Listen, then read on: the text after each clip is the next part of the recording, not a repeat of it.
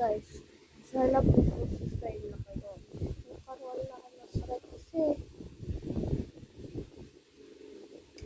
kasi kasi lagi ako nabibidyo at saka lahat ng pinupuntahin ko binibidyo ko kasi gusto ko marami ko yung panoorin kahit wala akong sakit kahit meron akong sakit kahit ayaw mo video kaya ako ginagawa yun para may panood kayo pag ayaw mo video pag magsakit ako pag